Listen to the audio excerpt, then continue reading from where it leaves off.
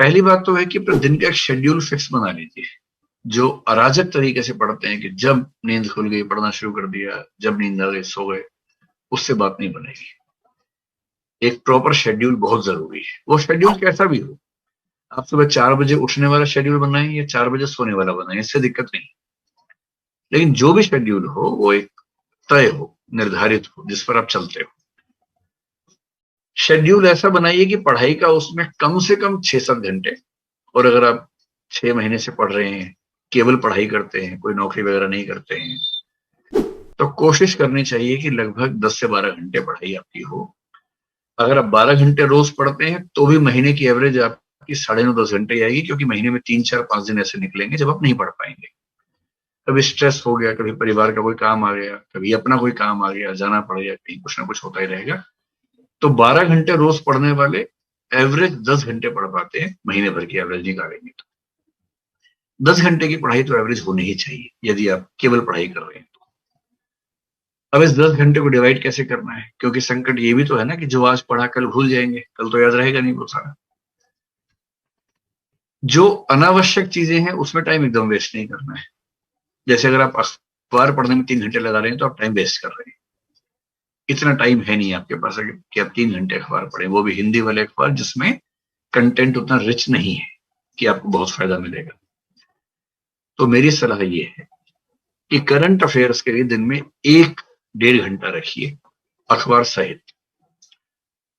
अखबार पढ़ने का शौक है तो पढ़ना चाहिए, लेकिन इस भाव से मत पढ़िए कि इससे आईएएस बन जाएंगे। उसके बाद दिन में आधा घंटा कम से कम रखिए लिखने का। रोज लिखिए आधा घंटा।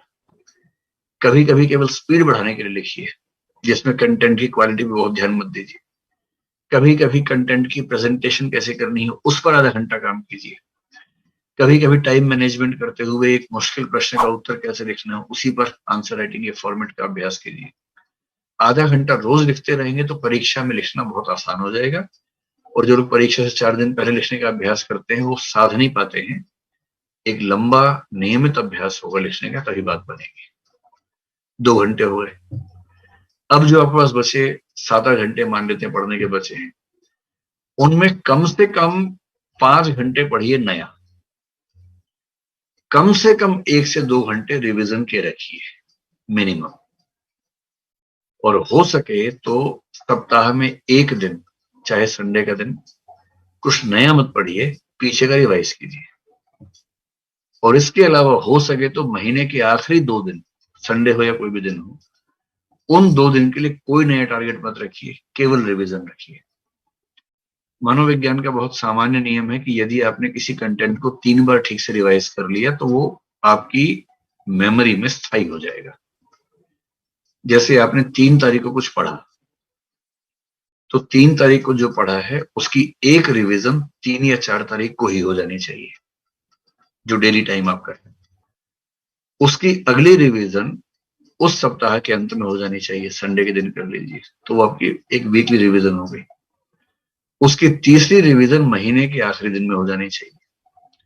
जहां आपने किसी कंटेंट को उस दिन, उस सप्ताह के अंत में और महीने के अंत में 3 बार रिवाइज कर लिया ठीक से, तो फिर वो आपकी स्मृति में लगभग स्थायी हो जाता है।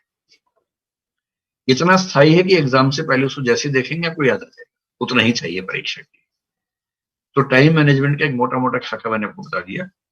एक तो शेड्यूल बनाइए, एनुअल, मंथली, डेली, कि पूरे साल का टारगेट ये है। साल के टारगेट को महीने में बांट के देखेंगे तो जनवरी में ये, फरवरी में ये, मार्च में ये, मोटा मोटा क्लासिफिकेशन कर लीजिए।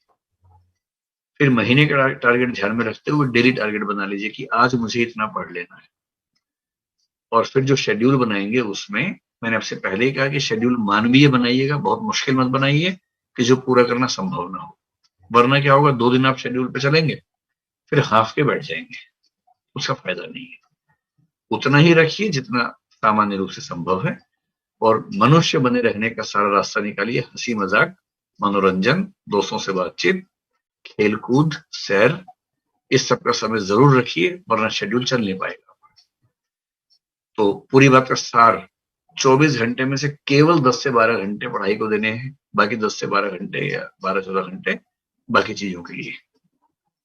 जो 12 घंटे पढ़ाई के लिए हैं या 10 घंटे पढ़ाई के लिए हैं, उनमें से 1.5 घंटा करंट अफेयर्स अखबार सहित, आधा घंटा कम से कम लिखने का अभ्यास प्रतिदिन, ये 2 घंटे हो गए। 2 घंटे कम से कम रिवीजन के रोज, सप्ताह में 1 पूरा दिन और महीने के अंत में 2 पूरे दिन अलग से, यानी कि महीने में 6 दिन रिवीजन के रख लीजिए। बाकी 24 दिनों में रोज 5 से 6 या 7 घंटे नया पढ़िए। ये शेड्यूल मेरे ख्याल से आपको सबसे ज्यादा हेल्प करेगा। जो 5 से 7 घंटे पढ़ना है वो आप एक चीज भी पढ़ सकते हैं, बांट भी सकते हैं। अगर आपकी नेचर ऐसी है कि अगर मैं संविधान पढ़ रहा हूं तो संविधान ही पढ़ूंगा जब तक खत्म नहीं हो जाएगा, वो भी ठीक है। अगर आपकी नेचर ऐसी है कि नहीं, 3 घंटे संविधान पढ़ेंगे, 3 घंटे इतिहास पढ़ेंगे, तो वो भी ठीक है। ये डिपेंड करता है कि आपकी नेचर कैसी है।